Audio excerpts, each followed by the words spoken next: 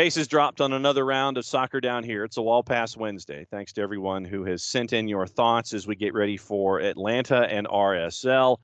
7:30 on Wednesday night, and it is a big week for Rivalry Week, presented to us by a beer that has a green bottle and a red star that is attached to Rivalry Week. So what we will do is we will go through Atlanta United and RSL. We know a couple of you brought in questions, and thank you for doing that.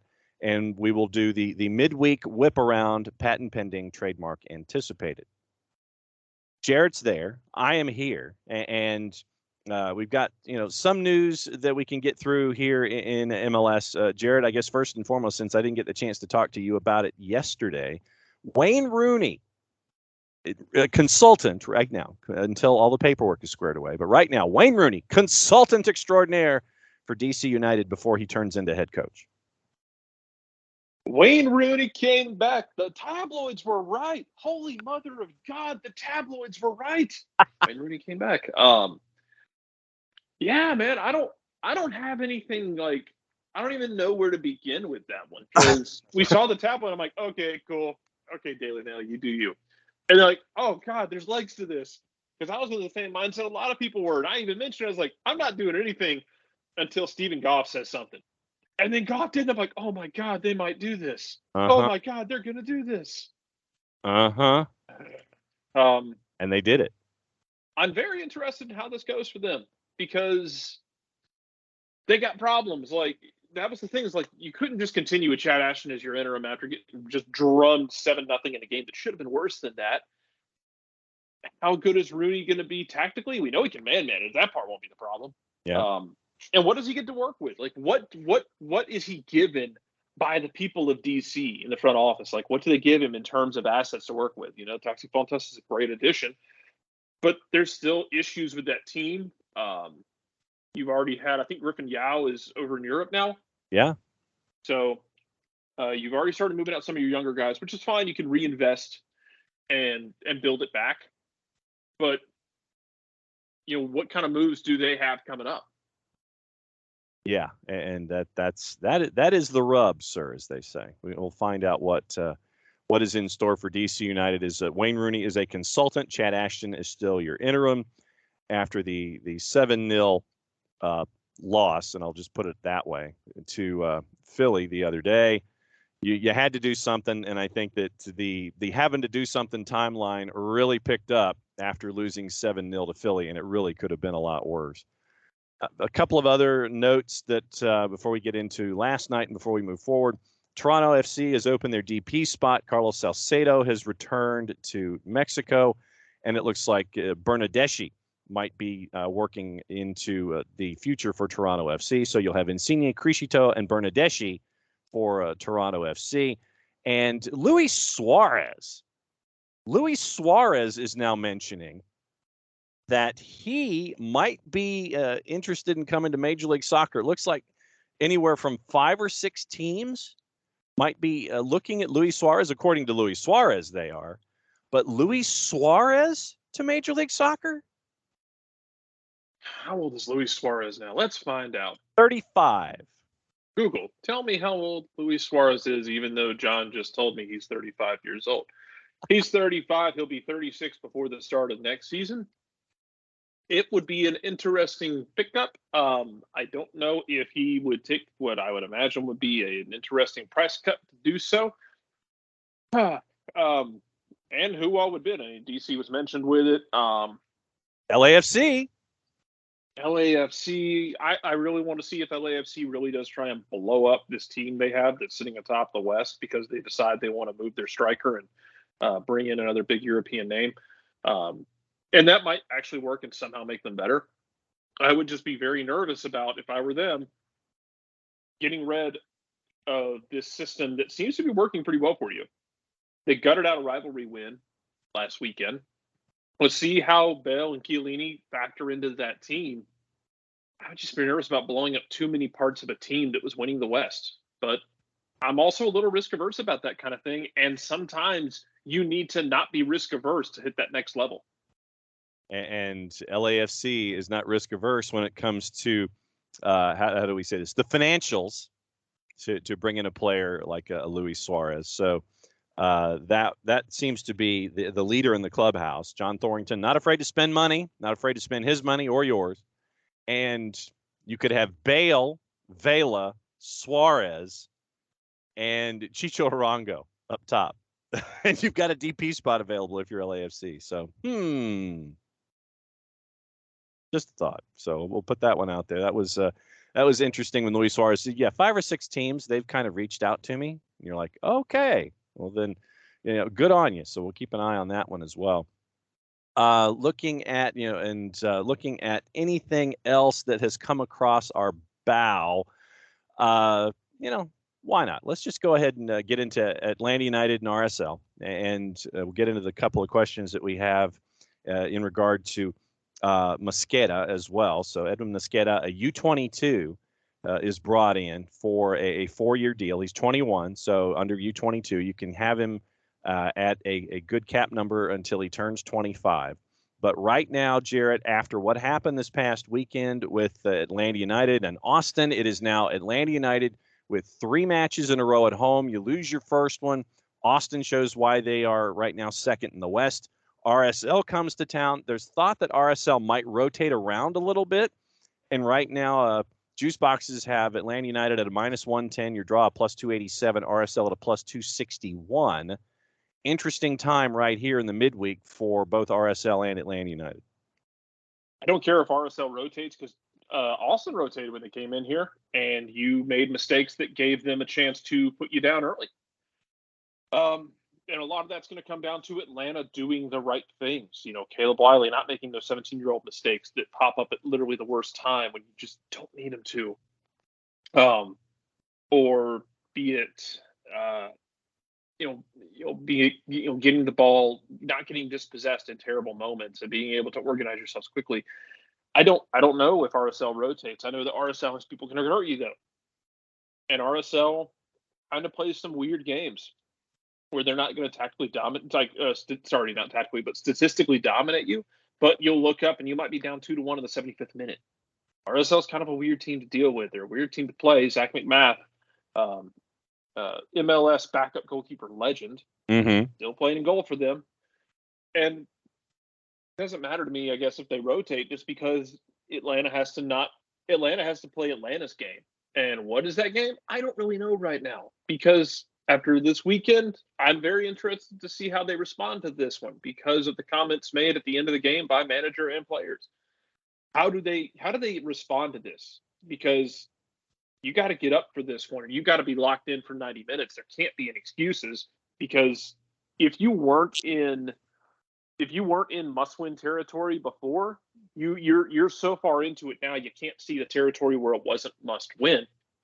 You needed to get something, and you didn't. Now you're to the point where feels like every loss is just going to push you further and further behind a gaggle of teams. And the problem with the gaggle of teams is that, you can, if you do decide, hey, we're going to start rattling off performances, that's great, but you have more bodies in front of you that you have to deal with, and then you're asking for help, and you want to be able to control your own destiny.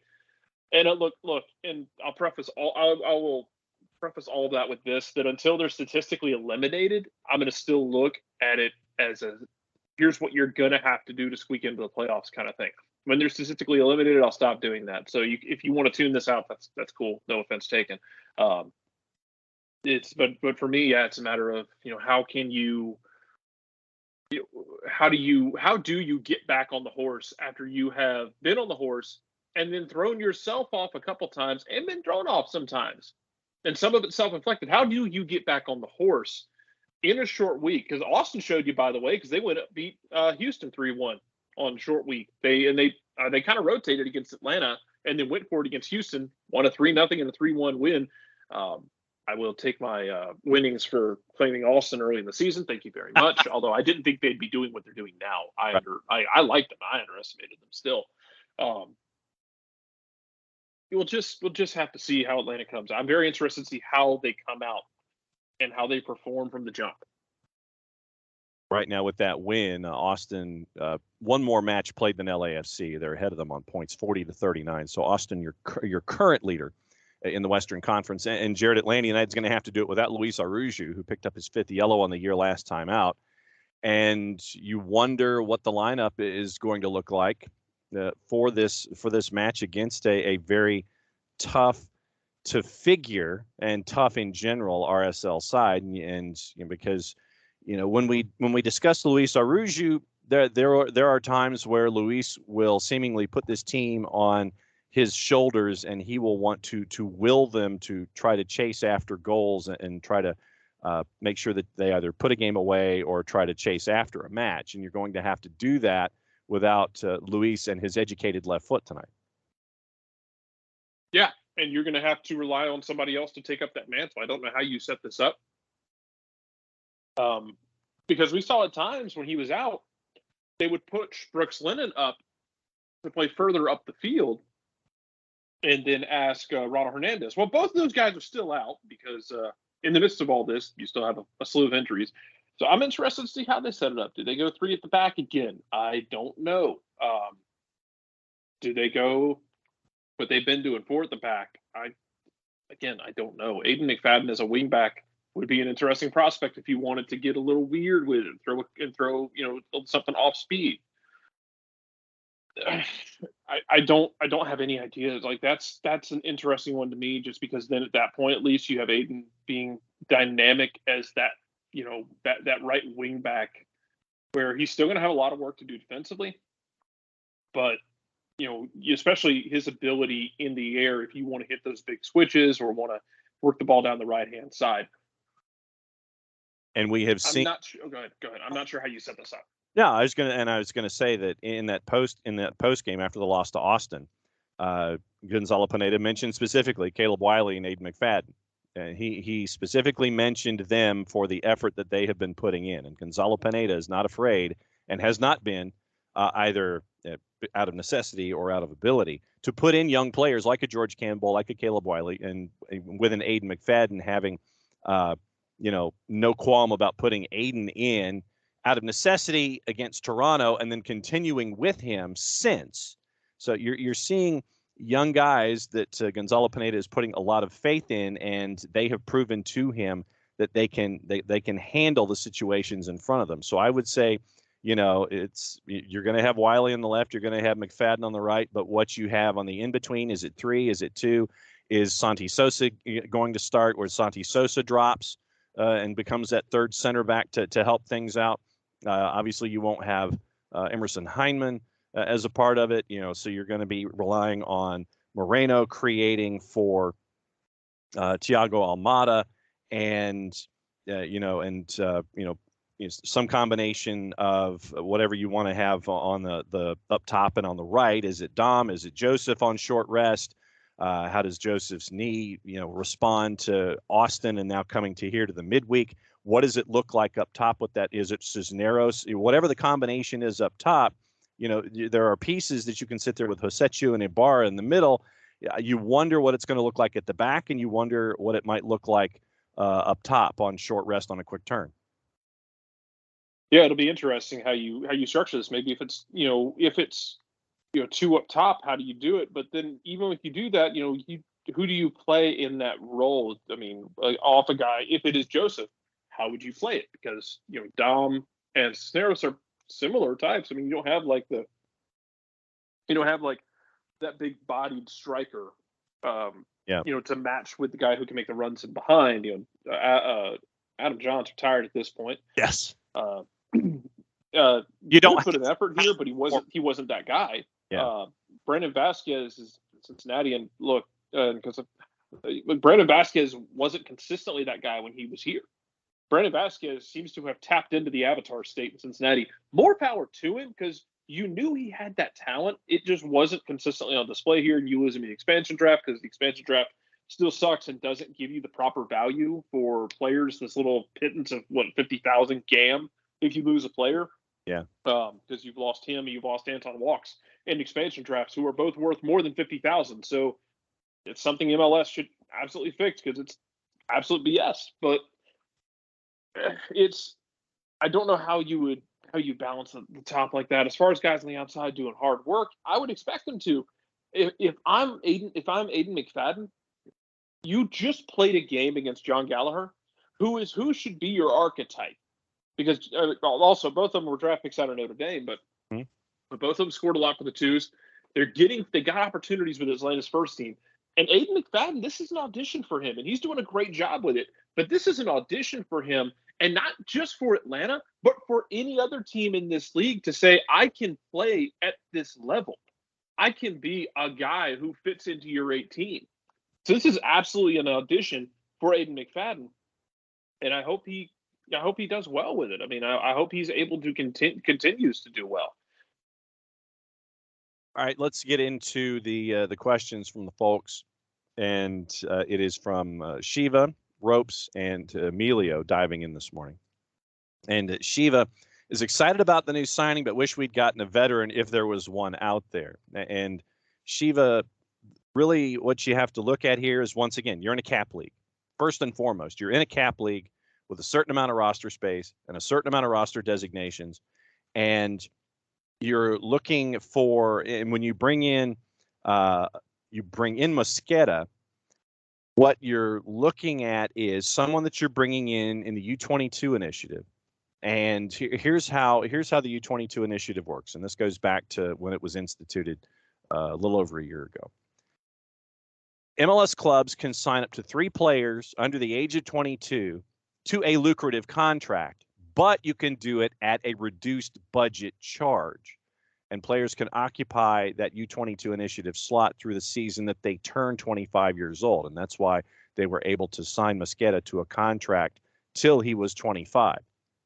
It's international players eligible when they sign their first MLS deal. Homegrown players eligible on either their first or second contract, and super draft picks, meanwhile, eligible for the initiative on their second MLS deal. It was an effort to, and this is from the league, where the league wanted to foster growth of young players, decrease roadblocks for clubs interested in signing young players. And remember, you can sign up to 3, 22 or younger. And then the logic from the league is decreasing the risk associated with acquiring or retaining players who are still approaching their prime. So in signing Mosqueda, what you do is you add depth at the attack, and you have a player like Mosqueda coming in. And I would recommend looking at his highlights from Aldosivi to let you know what he's able to do with his speed on the wings. And you get to have a player like that in U22. It doesn't hurt you as much monetarily under the cap. And so I can see why you would want to continue to pursue players like this, as Atlanta United has in the past, Jarrett, chasing after players who are under the age of 22, 18, 19 years old, so you can hang on to them and have them continue to grow and turn them into the market after a couple of seasons. So I understand this, but that was the rationale for bringing in someone like Mosqueda, Shiva, under the U22. Also on the board, it is Ropes was wishing for a D mid that has experience to replace Ozzy. He said Ropes would bite his arm off for a Dax McCarty. I don't think Gary Smith is going to be releasing a Dax McCarty. Dax ain't giving you Dax. Gary Smith ain't giving you Dax. No. But at the same time, though, I think that, Ropes, I know that you were looking for a D mid, but I think that where Atlanta United is concerned, they were looking at Santi Sosa becoming healthy. And I think that that's what you're looking at for that defensive midfielder that was going to be a part of that idea initially at the beginning of the season, where it was Ozzy clearing the way as Santi got healthy. And then Santi Sosa would take over. You'd have Ozzy occasionally start. You'd have him come in late to lock games down, but Ozzy's injured and he's out for the year, and so that kind of messed things up. And Santi being healthy, unhealthy, healthy, unhealthy, that hasn't helped things out either. But Ropes was looking for a D mid. Yeah, I'd love to find one. You'd love to find more league veteran guys to kind of bring in and stabilize things. It just might be a matter of just not available. Yep. And guys who look, a lot of times when you look at like, oh, so-and-so's a free agent. Well, there's a reason sometimes they're a free agent. Yes. Might not have it anymore. Yep. And if there's a guy that you might want, once again, you have to fit him into your roster designations and your cap space. That's the other element in this. And you've already burned your release this year on Jurgen Damm, which it sounds like by all accounts, they tried as hard as they could to move Damm with a transfer so they wouldn't have to burn that release. But they did, so they burned it for the year. So you freed up the spot by doing that. but yeah, you're still kind of limited in spots, and I don't know what the plan is with some of these guys. Like, what's Eric Lopez's future look like for this team? Because he was at Bonfield at last check, and last time I checked, I don't think it was going as well for him as you wanted it to. Right. So I don't know how they're gonna deal with this next. Because yeah, you would love to be able to bring in some of these guys, but it's just a matter of, you got to have the space for them. You got to have the right fit, and especially if it's in the league, you got to have the right bit of balance. Yeah. It's gonna be very interesting to see, if you can make things fit. Because yeah, fit is always something to consider with this. Yep. And Emilio last in. Emilio right now looking more into next year. He took a look at the individual player salaries. There's a lot of money invested in the midfield. He's not sure he's getting value, and he'd like to get that cleaned up. Yeah, and you want to get performance out of them, and some of it is a matter of guys being healthy. Like Emerson Hyman, when he's been able to play, has done what you wanted him to do. But Emerson Hyman's coming off of that ACL injury and then gets hurt again. Yeah. Then you start kind of asking yourself, like, okay, well, what do we need to do to make this work? Because we know he can be good. It just hasn't materialized yet the way you need it to.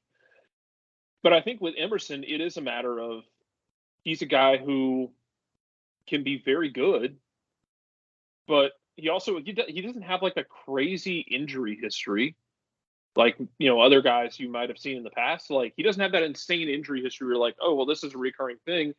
It just kind of happened, and you're just hoping you get it cleaned up. Mateus Setu has been solid in what you've asked him to do. It's just kind of keep things moving. Keep the ball moving, try not to turn it over, that kind of thing. And otherwise it's like it's Ibarra, who's been good but who's young, and I wonder sometimes if Ibarra is hitting those moments where it's just like you hit a young player hits a wall in sports sometimes, where they hit a bit of a wall during a long hard season, and they got to fight through it. It's tough. Yeah, and I think under normal circumstances, Franco Ibarra would not be playing as many minutes and getting as many starts as he has, and it's been out of obvious necessity that he's been getting the play that he's been getting. And to your point, do you wonder if you're hitting that wall after X amount of games, X amount of minutes, all the wear and tear, and it's just realizing, okay, here's where I am, and you just push through it, and then you realize, okay, I can push through these moments and push through that wall, and it helps you as a professional as you get older, understanding what you can do to get through your limits that are currently there for you physically. I have nothing. I have nothing to say that this would be the case, but if you asked me to put $5 down, I could see like one of those midfielders being gone next year. I don't know who it would be, but I could see one of them being gone. Maybe it's a guy like Cosetto, even though I really like Cosetto. I don't know if Alonso comes back or not, but I could see one of those guys being gone. Yeah. And you try and bring in somebody else. Yeah, there's a lot you could do. I think that where Ozzy Alonso is concerned, I think it's the same track as Brad Gazan. That they try, because they are such competitors, they're going to want to work their way in to see if they can be healthy after their injury and still be competitive to the level that they want. And I think that that's the key for both Brad and Ozzy. I think they're both going to try their best to come back and try to be as close to a newer Brad and a newer Ozzy as you will see. And so we'll just have to let them get through their rehabilitation and figure out how things are when they come back on the training pitch after the 22 season is over, as we get ready for 23. Jarrett, I believe it's that time. We got a lot of games. We got 9. We got a lot of games. Well, we're only doing 9 today because on the weekend whip around, we've got 14.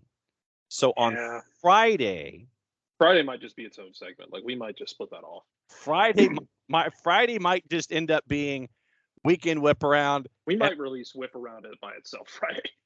We might have to. Yeah, really. So all right. So let's get into it. 8:00 start. It is Chicago and Toronto. And juice boxes have this one, Chicago as a minus 161. Your draw is a plus 325. Toronto FC is a plus 384. Fun facts. Toronto FC beat the Fire 3-2 on May 28th to extend its unbeaten run against Chicago to 14 games, winning 11 of those and drawing 3, dating back to September 2015. Genuinely hilarious, but carry on. No team has ever gone 15 straight regular season meetings against a single opponent without losing. The Fire lost for the 9th time in their last 12 MLS matches, winning 2, drawing 1 on Saturday, falling 3-2 to Crew after scoring the opening 2 goals of the match. It was just the second time in club history that the Fire lost a home match in which they led by 2 goals at the half. The other was 3-2 to RSL back in May of 2014. Toronto FC conceded a late equalizer in a 2-2 draw with San Jose on Saturday. The Reds have now allowed a goal in 27 consecutive MLS matches, one shy of equaling the 4th longest regular season streak in league history. Vancouver in 2018-19 and the Miami Fusion of 1998-99. Jarrett Smith, what say you? Oh, God, do I have to? Yeah. That sounds like a draw then. I mean, I feel like it's not. I feel like it's a game that can't end in a draw because God wills it. Yeah. I guess give me Toronto. Although Chicago's been impressive last few times I've seen them. I have no idea, so I'm going draw. Yeah, whatever. Each club has its own reasons to sit there and say yes. Each club has its reasons for me to sit there and go no. And so since pretty much giving me both yeses and nos, I'm going draw just because I have no earthly idea. Chicago to minus 161? Seriously? Okay. That's okay. Yeah. Somebody made a decision. Yeah, somebody made a decision. Cincinnati and Vancouver. That one's also at 8 o'clock at TQL. Cincinnati's a minus 137. Your draw is a plus 296. Vancouver is a plus 338. Fun facts. This will be the second meeting. There's nothing fun about this. The second meeting between FC Cincinnati and Vancouver. The Whitecaps won the first meeting 2-1 in Cincinnati in August of 2019. 9-man FC Cincinnati held on to a 1-1 draw against Red Bulls on Saturday. The club's 4th draw in its last 5 matches and 3rd in a row, winning the other one. Cincinnati is unbeaten in 5 straight MLS matches for the first time in club history. Whitecaps have won 2 of their last 3 road matches after winning just 2 of their previous 29 away MLS matches, drawing 10, losing 17. Vancouver, who won its last away match 2-0 at Dallas, hasn't won consecutive away matches in a single season since victories at Portland and San Jose in August. What say you, Jarrett Smith?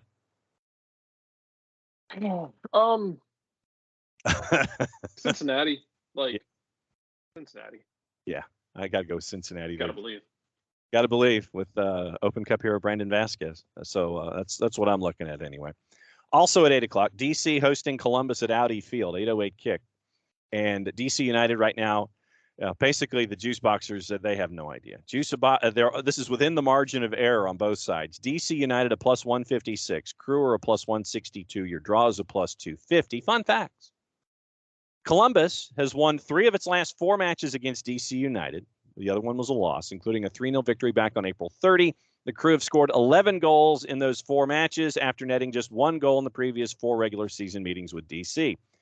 DC's 7-0 defeat to the Union on Friday equaled the largest margin of defeat in MLS history. It's the 5th time that happened. It was the first time DC conceded 7 goals in a match in the club's MLS history. Frankly, it could have been more than that. The Crew extended their unbeaten run to 6 games, 3 wins, 3 draws on Saturday, coming from 2-0 down to beat the Fire 3-2.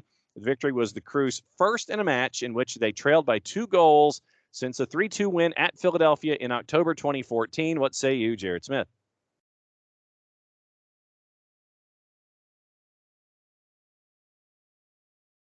I think I've stunned you into a response or a lack of a response. Whatever. Give me the Crew because, it's great that Wayne Rooney is there. Wayne Rooney is not there yet. Mm-hmm. My guess is he'll either get the cutaway from the suite where he's waving at the crowd and he gets the big pop, or they'll do the introduction at halftime on on the field, and he waves at everybody, turns around in a circle and waves, and says happy to be here, maybe on a hot mic or something like that. So I got to go with Crew in this one too. Because I have zero faith in DC right now and Crew right now as the slight road dog, I'll take it. Inter Miami, Philadelphia Union. This one is in Miami at Drive Pink, or technically Fort Lauderdale at Drive Pink. Perfect. It is Inter Miami at a plus 191. Plus 238 is your draw. Philadelphia is a plus 139. Fun facts. Inter Miami's unbeaten in its last 3 matches against the Union with a win and 2 draws. Following a scoreless draw at Subaru Park on May 18th, the 3 straight matches without defeat equals the longest active run for Miami against any single opponent, also versus Toronto. Inter Miami has won 3 straight, 5 of its last 6 home matches, with the other one being a draw. Miami has scored multiple goals in all 6 of those matches, the longest run of home games with multiple goals by any team this season in Major League Soccer. Philadelphia tied the record for margin of victory in their 7-0 win over DC on Friday. 5th time a team has won a match by 7 goals. Union scored 5 of those goals in the first half, also equaling an MLS record for goals in the first half of a match. What say you, Jarrett Smith? Give me the draw here. I'm very impressed with what Philadelphia did against DC because they did what you should do. There's a team that's bad, you should pummel them. They pummeled them. They did exactly what they should have done. Give me a really weird draw, like at least 1 or 2 goals called back kind of thing. Like Inter Miami's a scrappy team to have to deal with. And I think Philadelphia will still look good and feel good about this game. I don't think all draws are created equally, but give me the draw here. I think you can be kind of sneaky. I think this one could be kind of weird. I'll take that plus 237 and run with it too. I'm right there with you. I think this one gets kind of weird. South Florida, anything can happen, especially in the summer. So I'll go weird draw. Chance it, though. And yes, yeah. So I'll go weird draw too, as well. So weird draw with Inter Miami, Philadelphia Union. Apparently the nicest rivalry out there, and this is it's the Midwest, yeah. Yeah, Dylan Butler mentioned it's the nicest rivalry with Minnesota and Sporting Kansas City, 808 kick at Allianz. Minnesota's a minus 133 at home against Sporting. Your draw's a plus 290, and Sporting is a plus 334. Fun facts. Last meeting between the two sides was a 2-1 Minnesota comeback win on Halloween last year. It was the 6th straight league meeting between the sides in St. Paul that has been decided by 1 goal, Minnesota winning 2 of them, Sporting winning 1, or drawn 3 of them. Minnesota United came from a goal down to beat Vancouver 3-1 Friday, making it 3 straight league wins for the first time this year. Loons have just 1 4-match winning streak in the club's MLS history, doing so in June and July of 2019. Following a 2-1 win at CF Montreal on Saturday, Sporting will try to achieve something it hasn't all year, win consecutive matches. In the matches following its first 4 wins this season, Sporting has managed 1 draw and 3 losses, being outscored 7-1. What say you, Jarrett Smith? Ooh, you know what? I feel very wrong about Minnesota right now because I thought they were just going to be doomed to just a different kind of purgatory after everything that happened with Adrian Heath getting a new contract. They were just playing so poorly. And then they just started winning games, and some of them of them were just and some of them are not impressive, and now they're starting to look a little more impressive. So I think Minnesota is finding something, and some of it's been hanging on and some of it's been ugly, but it doesn't matter how you find it as long as you find it. Give me Minnesota here. I'm right there with you. I think Minnesota gets it done, and maybe it was just the magic of signing Adrian Heath to an extension that has turned things around. So who knows? Keep an eye on Bebe Reynoso too. We'll get into fantasy here before we go. 8:30, Nashville and Seattle at Geodis, and right now Nashville minus 112. This one is one of the matches of the night for me. Nashville at a minus 112. Your draw's a plus 252. Seattle on the road is a plus 309. Fun facts. Nashville SC won the first. Nashville SC won the first ever meeting between the sides, 1-0 at Lumen on February 27. 80th minute goal scored by Anibal Godoy.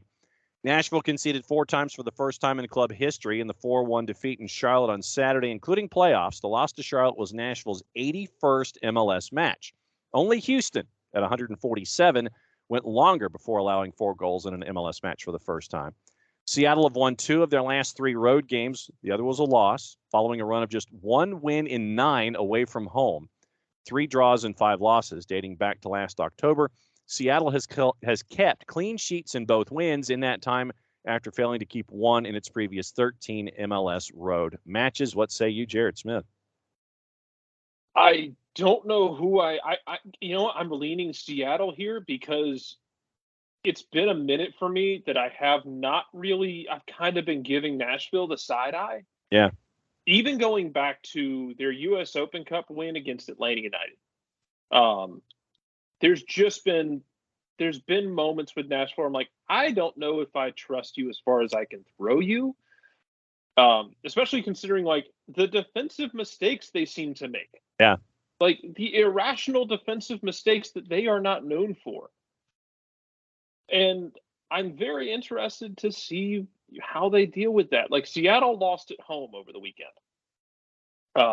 They lost at home to Portland. That one you're kind of like turning your head like a dog at, but at the same time, I think the Cascadia, like the last like 4 or 5 games, the road team has won. So how much stock do you put into that one? Yeah, I don't really know. Give me Seattle because I have questions about Nashville. Yeah, I'm right there with you. I think that I've got more questions about Nashville than I do about Seattle. I'll go with Seattle, and I'll take that north of plus 300 and run. 9 o'clock, Prairie Dogs at Dick's Sporting Goods Park, Commerce City, Colorado, hosting Orlando City, 9:08 kick Eastern time. Colorado's a minus 119, and this is courtesy of the composite at our friends at Odds Portal. Your draw is a plus 279. Orlando City hovering around a plus 300. Under it currently as we are talking. Fun facts. Colorado won its first match against Orlando City the last time the sides met, and back in March of 2020. Orlando had won 4 of the first 5 meetings. The other was a draw between the sides, but has only 1 win in 3 visits to Colorado, a win, a draw, and a loss.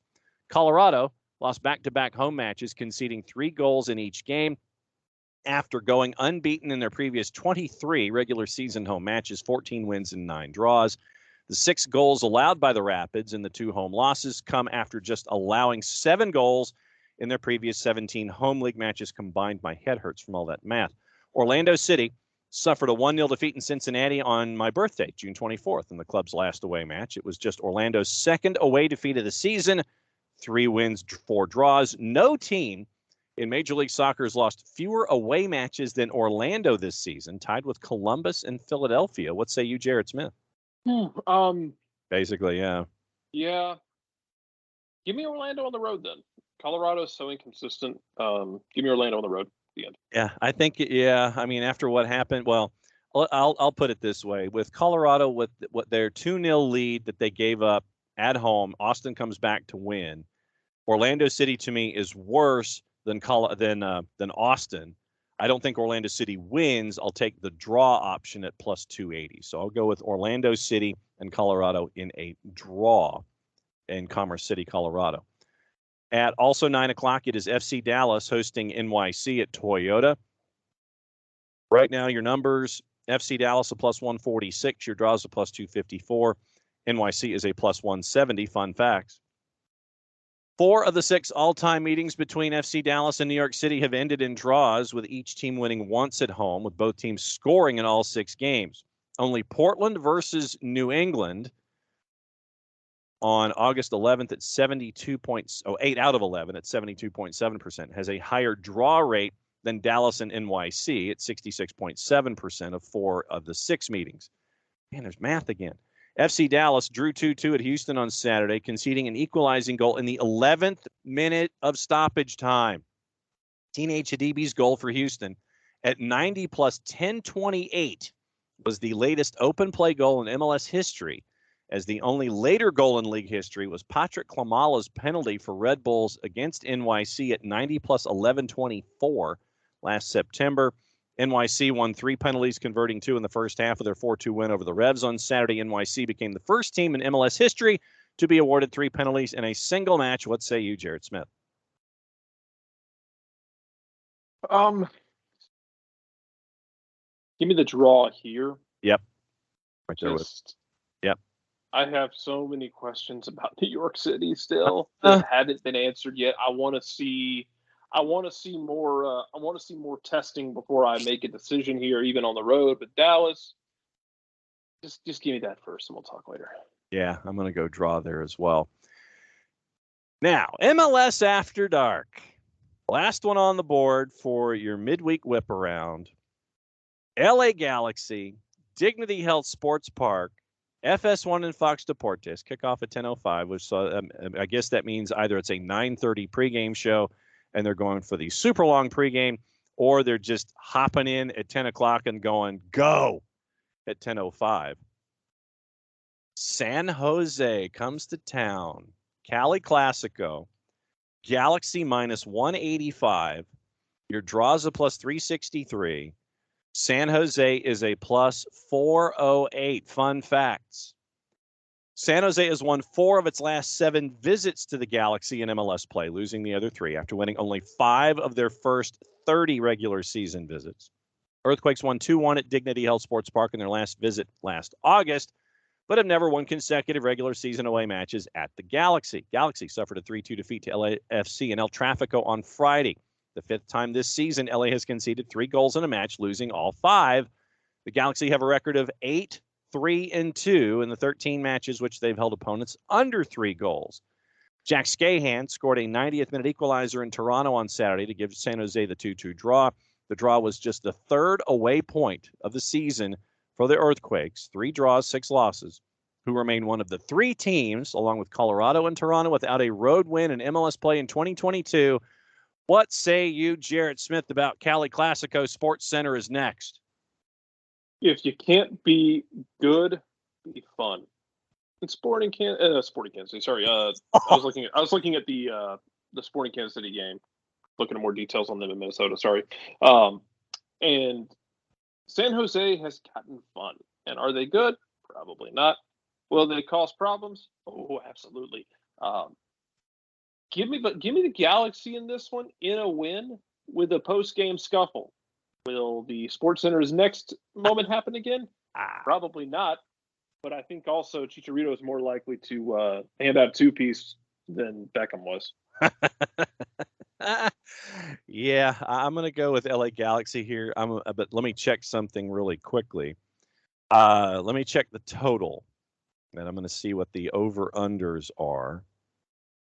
And once again, courtesy of our friends at Odds Portal. Over 2.5 is a minus 268. Over 3.5 is a minus 104.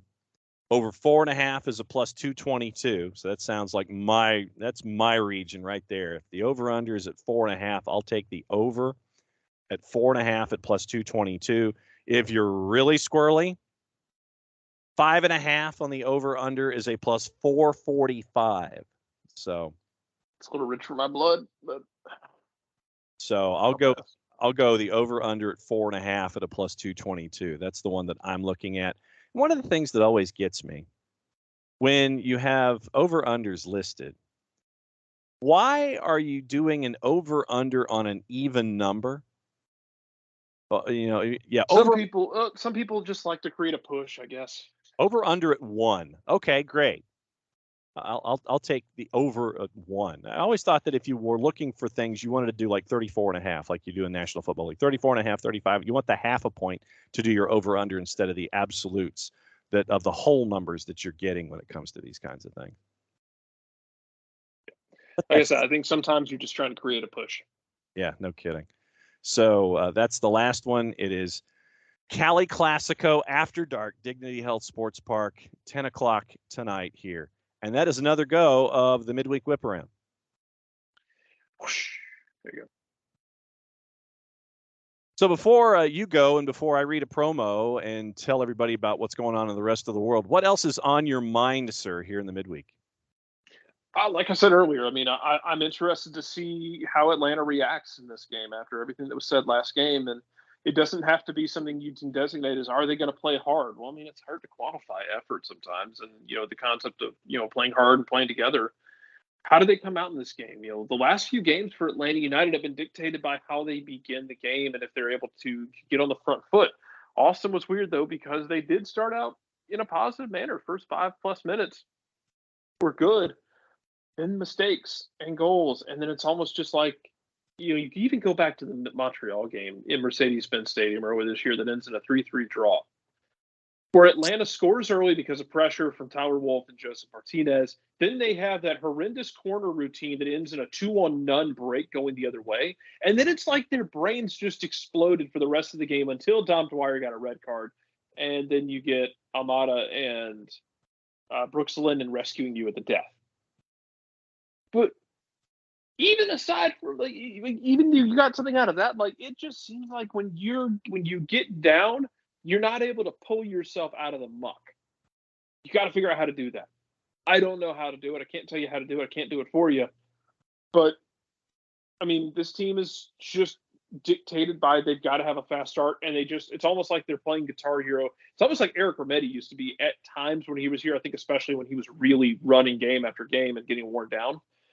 It's like watching someone play Guitar Hero, and they're good at it, and they miss a note, and they can't get that rhythm back, and they start missing more notes, and the score just goes downhill because they cannot recreate that rhythm. So you're asking them to not miss a note and to play 100% performance. It's really tough to do. It's really, really tough to do. So how do you combat that? You get in the mindset that if you make a mistake, you got to find the rhythm again. And how they find that rhythm, I don't know. But if they want to even entertain the concept of playoffs, which is, look at the standings real quick. Got them up. You're in 11th place, sitting on 20 points. There are 4 teams if you count Cincinnati, between you and the playoff spot, which is at 6 points difference. You have a game in hand on a number of teams. But you're gonna have to figure out how to make that work. And the only way that you're going to be able to do that is to be able to refine your rhythm when something doesn't go your way. And sometimes that's going to be mistakes kids make that they're going to have to put out of their head quickly. We've seen veteran mistakes with it as well, like from Alex to John. But you're going to have to find a way to keep that rhythm again. And you're going to have to find a way to not let one mistake become 2 mistakes, become 3 mistakes, become 10 mistakes. Don't know how they do that. I'm very interested to see how tonight goes against RSL. And we'll catch up with Jarrett tomorrow. Programming note is that tomorrow will be Salty Takeaways. So Salty will happen tomorrow. The turnaround time late tonight, getting back and having responses. Obviously, I'll post a note on social media to send in your immediate responses, and we'll do it again in the morning. But Salty Takeaways will be Thursday Thoughts on the network, and obviously we'll have Nico Moreno with his thoughts as well coming up separately on the network on Thursday. But Thursday morning show will end up being Salty Takeaways after the match with Atlanta and RSL. So we'll kick off news and notes. We're going to do things a little differently here. Kick off news and notes and get you ready for the remainder of the show here on your Thursday. And once again, everybody, thanks for hanging out with us as you do. And a reminder, Dylan Butler, his segment in the midweek will be posted here on the network in short order as well. But the morning kickoff, so it's kickoff to news. So it's the morning kickoff to news brought to us by our friends at Kickoff Coffee at Kickoff Coffee CO and kickoffcoffeeco.com. You can follow them at Kickoff Coffee CO on Twitter, on Facebook, and on Instagram. And for anybody who has been helping out at Kickoff Coffee and been investing in Kickoff Coffee, thank you for doing that. Use the code SoccerDownHere15, 15% off on your coffee purchases. And once again, thanks to everybody who has been investing in Kickoff Coffee and helping out your mornings, or if you drink coffee in the afternoon or evening. Whenever you drink coffee, thanks for investing in Kickoff Coffee. Code Soccer Down Here 15% off of any of your purchases. And a reminder, 10% of the proceeds help out youth development. And that's one of the things that we hold very, very dear to us here at Soccer Down Here. Support for the game at its most grassroots level. So Soccer Down Here 15 gets you 15% off. 10% of the proceeds help youth development causes that Kickoff Coffee keeps an eye on. And so thanks to you for investing in Kickoff Coffee. Thanks to Kickoff Coffee for investing in youth development for the game that we talk about and we love every single day. So Kickoff Coffee CO, kickoffcoffeeco.com, Kickoff Coffee on Kickoff Coffee CO, Twitter, Facebook, and Instagram. So the kickoff this morning is in lower divisions, and it's a very, very busy time in the lower divisions. Tonight in the NPSL, just to remind you about what's going on there, it is the NPSL Southeast semifinals. And if you didn't get the chance yesterday to listen to our NPSL semifinals preview, where we got to catch up with all four coaches that are going to be chasing after the conference finals berths tonight, it is Appalachian FC hosting Apotheos, and it is a rematch of Match Week 10 where North Alabama SC travels to the Georgia Revs to take on Georgia Revs and North Alabama SC. Those are your two matchups to determine who goes into the NPSL Southeast Conference Final on the weekend. 7:30 in Boone, North Carolina at Ted Mack Stadium. As Appalachian FC, it's the top seed. They work their way through. They are the number one, and they host Apotheos, the number 4. We caught up with Dale Parker and Adam Reeks to get ready for that matchup. And then also with the Georgia Revs and with North Alabama SC, it's another big road trip for Nico Bermudez and North Alabama SC as they head to McDonough High School for action at 7:30 as well. So both games will be happening simultaneously. If for some reason you're not going to be able to make it to Mercedes-Benz tonight and you're on the south side of town there in the Southern Crescent, catch up with the Georgia Revs in North Alabama. And it's a NPSL conference semifinal there. If you're in North Carolina and you can make your way to Boone to catch up with Appalachian FC and Apotheos, do that as well. And that's not the only thing that's going on when it comes to the lower divisions. You've got Tormenta's women's team in the Land of 8 right now, and Tormenta's women's team take on FC Miami City in the W League quarterfinals. So, you keep an eye on that right now. USW League quarterfinals happening today, and it is all 4 matchups happening in very short order. And it streams on 11 Sports, and it's the word 11, E-L-E-V-E-N, 11sports.com is where it's streaming. Tormenta's women take on FC Miami City at 6 o'clock. Then at 7 o'clock, it is Greenville Liberty and the Long Island Rough Riders. 7:30, Morris Elite and McLean. 8 o'clock, it is Minnesota Aurora and Indy 11. So that's your round of 8 in the USLW League. And as we get closer to semifinals, we'll be catching up with these teams as well. But if you can catch it on 11 Sports, fantastic. If you're traveling and you can catch up, if you're in Greenville and catch the Liberty, do that as well.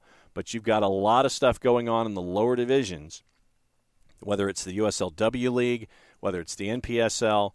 And what we've always maintained is if you are in the neighborhood and can catch this kind of quality competition, please do it. So USLW League, round of 8 tonight.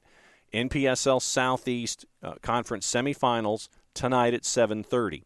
And you can catch all of that on 11 Sports, E-L-E-V-E-N Sports. The word is written out. And if you can be there in person, fantastic. If you can follow along on 11 Sports, great. Follow along on social media, great. But there's a lot of postseason going on right now with teams in the southeastern United States here in the SDH footprint. So if you can catch it, catch it. And if you can follow along, follow along. That is your morning kickoff brought to us by our friends at Kickoff Coffee, kickoffcoffeeco.com, Kickoff Coffee CO on Twitter, Facebook, and Instagram. use the code SoccerDownHere15. You get 15% off of all of your purchases involving Kickoff Coffee. 10% of the proceeds head back toward youth development. So great stuff from our friends at Kickoff Coffee. One promo to another. It's time for our friends to hear about our friends at Eliminize Service for odor-free, clean, fresh air. One place that you need to go. It's Eliminize Service. Eliminize deodorizes enclosed spaces like houses, apartments, and condos. They've created a customized solution that eliminizes all organic odors, including those like pets, cigarettes, and food. Realtors and property managers use Eliminize Service to eliminate bad odors to help them sell or rent their homes that much faster. Kind of the environment. We like that these days. And it is a turnkey process, green way to get rid of odors without any kind of toxic residue whatsoever. Different than using Febreze or our other favorite masking agents that we have under the sink, because that's why they call it a masking agent. When you spray it in the air and you bring it out from underneath the sink, you're just masking the odor. You're not attacking the issue like Eliminize does. Proven scientific formula destroys odors down to the molecule, pricing very, very easy by the cubic foot or parts per million to come up with a price that's affordable for you, offering results in 24 hours or less. Here's your homework assignment. If you have any frequently asked questions, or maybe they're not frequently asked, any questions whatsoever, frequently asked or otherwise, go to the website, eliminize.com, eliminize.com, but do us a favor, go /Atlanta after the .com so they know what part of the world that you are reaching out to them from. Eliminize.com /Atlanta for odor-free, clean, fresh air. Eliminize Service, proud sponsors of everything SDH. All right, let's take a tour with all of the news that's going on overseas with transfers and everything. Anthony Gordon, according to Frank Lampard at Everton, not going anywhere. Tottenham and Newcastle linked to a move. Frank Lampard says, nope, not going to happen. So Anthony Gordon staying as of right now at Everton.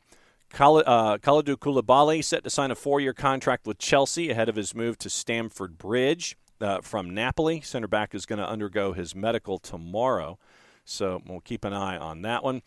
Manchester City prepared, and this is from Fabrizio Romano, prepared to let Liam Delap leave in the next couple of weeks. He's been told, Fabrizio has been told, Burnley asked for Delap on loan until the end of the season. Southampton are also interested, but for a permanent move. So we'll keep an eye on that. The son of former Stoke midfielder Rory Delap, Liam Delap. And once again, remember, who's the head coach at Burnley right now?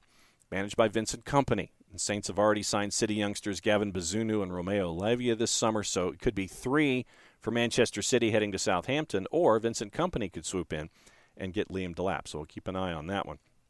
Chelsea, according to Bild's Christian Falk, will attempt to sign Presnel Kimpembe from PSG once they've got Koulibaly in under the tent. Blues also close to signing talks with Nathan Ake, so it could be Koulibaly, Ake, and possibly Kimpembe, but they could also target Kimpembe as Tuchel looks to rebuild that defense. Remember, Rudiger, Christensen, gone, so you've got to figure out how to rebuild the back, and that's the way to keep an eye on that. Andrei Yarmolenko has left West Ham, joining Abu Dhabi-based side Al Ain on a 1-year deal, available as a free agent after leaving West Ham this summer. Rafael Leao is only focused on AC Milan, despite interest from both Chelsea and Manchester City, according to Calcio Mercato. Leao is yet to sign a new deal with Milan, and a bunch of clubs have been linked to him in recent months and weeks. Chelsea reportedly interested. Thomas Tuchel said to have expressed a liking for the forward, but Milan yet to receive any kind of official information or interest from Chelsea. Manchester City and Pep Guardiola also said to be fans of the player, especially with Raheem Sterling leaving. And if you follow Sterling on social media, came up with a very, very classy goodbye that was posted to social media as Raheem Sterling is headed other places. Rafinha has touched down in Barcelona, so we guess we know where that's going. So that one's another one. By the way, the numbers on the Koulibaly deal, €40 million, £34 million, according to Fabrizio Romano. Defenders reportedly signing a long-term deal worth a net of €10 million a year, so £8.5 million a year for Koulibaly to be now a part of Chelsea. Reading has re-signed Shane Long on a free transfer, left the team back in 2011 to join West Brom for a club record fee, moved back to Berkshire 11 years after departing, joins the championship club after his contract at Southampton has expired. Other news coming from the papers this morning. We'll get into what the papers are telling everybody. And you always wonder, when it comes to the papers, who is saying what, who is going where. And by the way, the Rafinha price tag, £55 million, and the sale is in place. Jesse Marsch admitting that Barca is his dream, and so you're not going to let something like that stand in a player's way when it comes to how you want to do a player for his future. Liverpool fans, according to the French Senate, wanted to get into this too. From the Champions League final, Liverpool fans, according to a French Senate report, unfairly blamed for the fiasco surrounding the Champions League final to divert attention from organizational failures.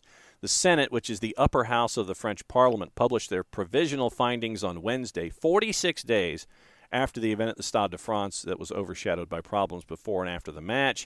You'll remember Liverpool fans were sprayed with tear gas. Match was delayed by more than a half an hour to deal with overcrowding before initial response from the French government condemned Liverpool supporters and accused them of arriving with fake tickets. The Senate's report found that rhetoric, and this is from our friends at Sky, rhetoric masked failures by the French authorities around the organization of the match, saying, quote, "It is unfair to have wanted to make supporters of the Liverpool team bear the responsibility for the disturbances that occurred, as the Minister of the Interior did, to divert attention from the inability of the state to adequately manage the crowds present and to curb the action of several hundred violent and coordinated offenders," end quote. The report found the chaos had been caused by a chain of events and malfunctions in the days and hours leading up to kickoff, adding, quote, "The systems put in place had major shortcomings with regard to intelligence, absence of hooligans but presence of delinquents in large numbers, the transport routes for supporters, removal of a drop-off route at the surroundings of the stadium, and insufficient communication. It is not only in the execution that problems arose. Upstream, the crisis scenarios were insufficiently worked on and did not demonstrate the necessary flexibility in the face of so many unanticipated events," end quote. Report's co-chair Laurent Lafont said its findings had been agreed by every senator involved in the investigation, which he said were caused by the administrative errors that allowed all of it to happen. Need to communicate and all of these other things. That we want the authorities' view of football supporters to change, and that is a strong recommendation that we are making. We recommend communicating with football supporters more and improving the attractiveness of the area around the Stade de France so that people are willing to arrive early. So, yeah, what we knew is now seconded with the report that came out from the French Senate. From the Daily Telegraph, Newcastle's hierarchy unanimously agreed that Alexander Isak would be an ideal signing to boost their attack, but would need to spend almost their entire remaining transfer budget to sign the Swedish international. Number of players face being forced into coronavirus quarantine upon arrival at the World Cup over their refusal to get vaccinated against the disease. Vivian Minama is also a part of that from the women's side of things. 4 or 5 absences for that particular squad in the Women's World Cup, so that the Women's Euro. So the Women's Euro, one of the heavyweights is getting a lot of folks that they initially thought that they would have helping them trying to chase the Women's Euro may not be available, obviously not available in the near future, but we'll see what happens there as well. Steve Cooper close to making his 7th summer signing at Nottingham Forest, the £10 million signing of £10 million signing of Lewis O'Brien from Huddersfield. Also on the board from the Daily Mirror, Raheem Sterling is jetting out to join his new Chelsea teammates in Los Angeles for their U.S. tour. Jose Mourinho has admitted he is, quote, a bit frustrated with Roma's lack of activity in the summer transfer window. Daily Star, Tottenham remain keen on bringing Barcelona forward Memphis Depay back to the Premier League, but it appears that the Manchester United man would rather battle for his place at Camp Nou. Liverpool have offered more than 500 children who were caught up in the Champions League final chaos the chance to watch a preseason match at Anfield for free. The Independent, Neymar's hopes of leaving PSG appear to be over after clubs including Chelsea and Manchester United were told of his estimated £35 million a year wage. Could understand that. Daily Express, Lucas Paqueta has yet to hold any negotiations with Arsenal, but would be open to a Premier League switch. Newcastle reportedly placed Espanyol striker Raul de Tomas on their short list. Manchester United met with Ajax on Wednesday as their move for defender Lisandro Martinez reaches a key stage. And for those that follow the Turkish Super League, Mesut Özil has been let go from his short-term contract, and he is now headed to Başakşehir. So we'll keep an eye on on him as well. So that is a quick look at everything going on in and around the world. Remember, for tonight, 7 o'clock, 92.9 The Game, and the Odyssey app, Mike and Jason will have Atlanta United and RSL for you. Full hour of the full-time report after the match is over. We'll be back tomorrow morning. Jarrett and I will for Salty Takeaways. For Thursday Thoughts, it'll be post-game and everybody's thoughts after the match with Atlanta United and RSL here on the network. Thanks for hanging out with us, as you always do. Don't forget, Dylan Butler is his conversation with me here in the midweek. That's going to be posted to the network here in short order. So you'll get to hang out with me and Dylan as we talk about everything going on in Major League Soccer across the board. That's always a fun conversation. We'll catch up with Nico Moreno tomorrow. Hope to see you at the match tonight. And if you can't make it to the match, go ahead and watch it on Bally Sports South with Kevin, Mo, and Jillian. And we'll catch up with you tomorrow. Thanks for hanging out with us for once again another round of Soccer Down Here. Play it safe, everybody. We'll see you tomorrow. Mucha plata, y'all.